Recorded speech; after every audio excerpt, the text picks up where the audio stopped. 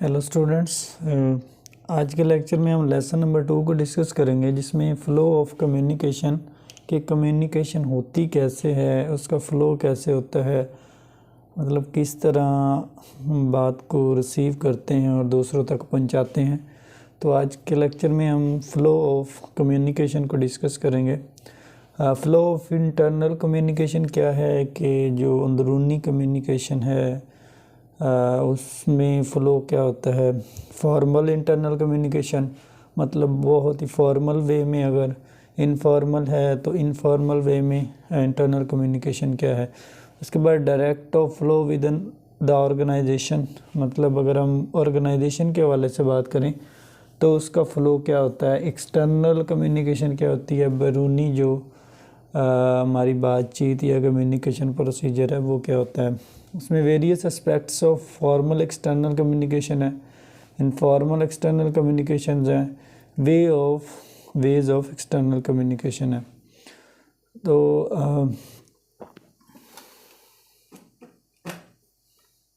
सबसे पहले an organisation is a group of people associated for businesses, मतलब एक जो अदारा होता है उसमें डिफरेंट पीपल्स होते हैं जो एसोसिएटेड होते हैं, मिले जुले होते हैं बिजनेस कारोबार के लिहाज से, पॉलिटिकल सियासत के लिहाज से, प्रोफेशन के लिहाज से, रिलीजन मजहबी लिहाज से, सोशल समाजी और अदर पर्पसेस, मतलब डिफरेंट पर्पसेस के लिहाज से वो एक दूसरे के साथ लिंक होते हैं। It's activities required human being to interact and react, that is to communicate, मतलब जो इनकी एक्टिविटी या सरगर्मियाँ होती हैं उसमें रिक्वायर क्या है कि आप उनके साथ इंटरेक्ट करें, उनके साथ मेल जोल करें और जो बातचीत हो उस पर रिएक्ट भी करें, कोई अमल शो करें, तो ये आपकी असल कम्युनिकेशन है।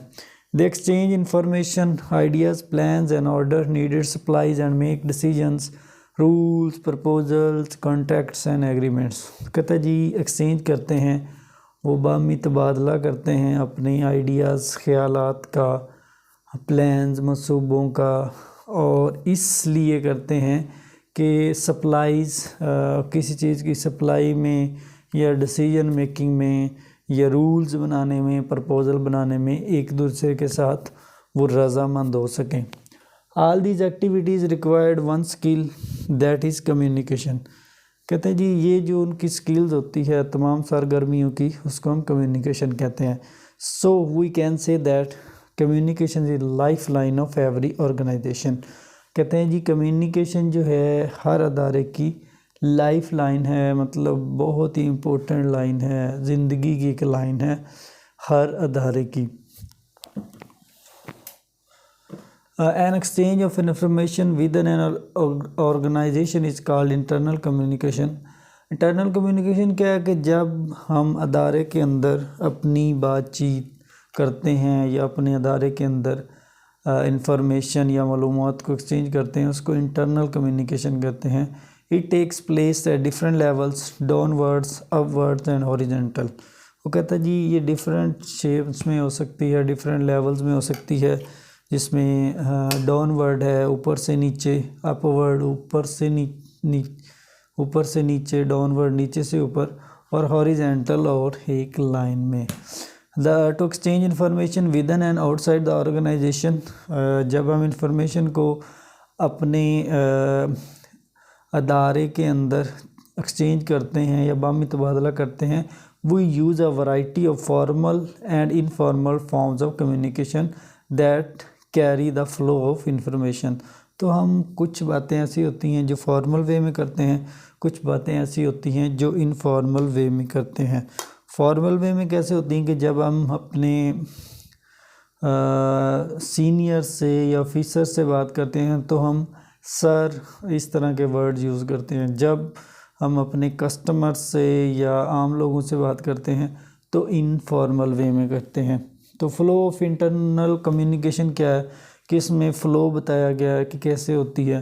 फॉर्मल में प्लान कम्युनिकेशन है, उसने बताया memo, letter, report, email, faxes that flow company change of command. तो फॉर्मल में उसने ये कुछ पॉइंट्स बताए हैं। इनफॉर्मल में कैजुअल कम्युनिकेशन है, email, face to face conversation, phone calls, discussion, ये सारी चीज़ें आ जाती हैं। उसके बाद internal communication, formal communication, network क्या है, इसमें ये डिफरेंट नेटवर्क उसने बताया है, ये हो सकता है डाउनवर्ड भी है, अपवर्ड भी है, ये देखें प्रेसिडेंट है, उसके बाद प्रोडक्शन है, मार्केटिंग है, सेल्स है, तो उसने एक चेन बताई है कि इस चेन के थ्रू वर्किंग होती है। और उसके बाद अपवर्ड, नीचे से ऊपर, अगर हम नीचे से ऊपर जाएं तो ये देखें ये अपवर्ड है, ये डाउनवर्ड है और ये हॉरिजेंटल है। तो ये सारा फ्लो चलता है डिफरेंट ऑर्गेनाइजेशन में। उसके बाद इनफॉर्मल इंटरनल कम्युनिकेशन क्या है? इनफॉर्मल कहता जी every organisation has informal communication network grapevine that supplements official channels. It is important source of information. It is kind of casual information of an organization. ये casual किस्म की information होती है किसी भी ऑर्गेनाइजेशन की। एक्सटर्नल बैरूनी कम्युनिकेशन क्या है? जिसमें communication that take place outside the organisation is called external communication. The right letter, proposal, report, telephone call, ये सारे एक्सटर्नल कम्युनिकेशन का पार्ट है। उसके बाद उसने एक फ्लो बनाया, ये चार्ट बनाया है एक्सटर्नल कम्युनिकेशन का। फॉर्मल में आप उसने देखें कौन कौन से वर्ड्स यूज़ किए हैं, इनफॉर्मल में उसने डिफरेंट वर्ड्स यूज़ किए हैं।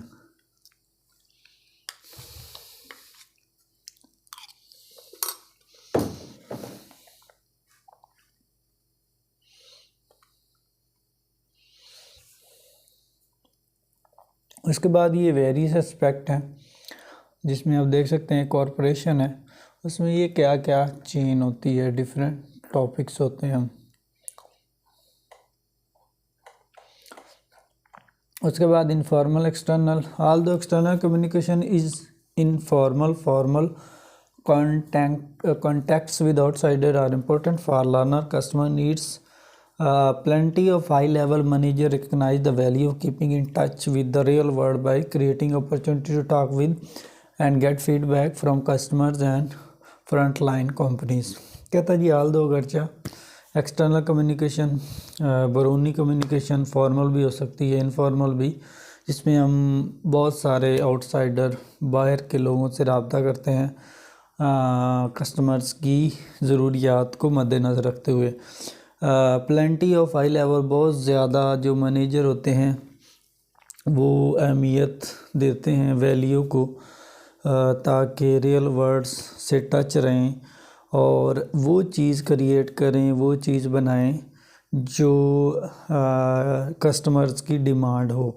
अगर वो चीज़ बनाएंगे तो डेफिनेटली कस्टमर उससे सेटिस्फाई होंगे और आपकी सेलिंग ज़्यादा होगी। सेल ज़्यादा होने की वजह से आपकी कंपनी की गुडविल बढ़ेगी। वेज और कितने किस्म के तरीके होते हैं एक्सटर्नल कम्युनिकेशन में? लेटर्स लिख सकते हैं, पम्फलेट्स हैं, एनुअल रिपोर्ट्स हैं, इंटरव्यूज़ हैं with news medias. Any of this forms can be use to communicate externally. It's depend on the needs of the communication. कहते हैं बैरूनी मवासलात या कम्युनिकेशन के लिए हम लेटर्स भी यूज़ कर सकते हैं, पम्फलेट भी यूज़ करते हैं, एनुअल रिपोर्ट्स भी यूज़ करते हैं, इंटरव्यूज़ भी होते हैं।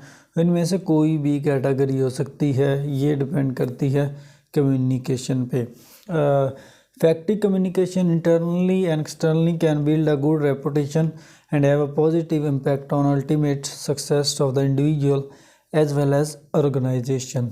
कहता है जो अच्छी कम्युनिकेशन है उसके लिए ज़रूरी है कि आप इंटरनली अंदरूनी, एक्सटर्नली बैरूनी तौर पे अपनी एक गुड रेपुटेशन या अपनी एक अच्छी साख्त कायम करें and have a positive impact, जिसका लोगों पे अच्छा इफ़ेक्ट पड़े और जिसकी वजह से ना सिर्फ एक बंदे की कारकर्दगी में इजाफ़ा बल्कि एक अदारे की कारकर्दगी में भी एक पॉइंट बने या उसकी साख्त बढ़े या उस कंपनी को इस वजह से तरक्की मिले। तो इफ़ेक्टिव कम्युनिकेशन में ये ज़रूरी नहीं कि इंटरनल आपकी कम्युनिकेशन अच्छी है और एक्सटर्नल अच्छी नहीं है। इसमें दोनों टाइप की कम्युनिकेशन होना बहुत ज़रूरी है। इंटरनल एंड एक्सटर्नल दोनों के बारे में आइडिया होना ज़रूरी है और दोनों में आप का method, way of talking, way of explaining, way of planning, तमाम चीज़ें ठीक होनी चाहिए, तभी आपकी कम्युनिकेशन पावर अच्छी हो सकती है। और इन्हीं कम्युनिकेशंस की वजह से आप एक गुड कंपनी को चला सकते हैं, एक अच्छी कंपनी के मैनेजर बन सकते हैं, उसके कस्टमर्स भी हो सकते हैं। तो ये तमाम चीज़ें बहुत ज़रूरी हैं, एक्सटर्नल और इंटरनल कम्युनिकेशन। तो आज के लेक्चर में हमने लेसन नंबर 2 को डिस्कस किया, जिसमें कम्युनिकेशन को डिस्कस किया इंटरनल या एक्सटर्नल। इंटरनल अंदरूनी कम्युनिकेशन, एक्सटर्नल बैरूनी कम्युनिकेशन। मतलब अंदरूनी तौर पे भी आपको फॉर्मल और इनफॉर्मल वे में टॉकिंग करनी चाहिए, आपका वे ऑफ टॉकिंग होना चाहिए, और एक्सटर्नल में भी आपका यही मेथड, यही प्रोसीजर होना चाहिए। दोनों वेज ऑफ कम्युनिकेशन आपके लिए बहुत ही ज़रूरी हैं।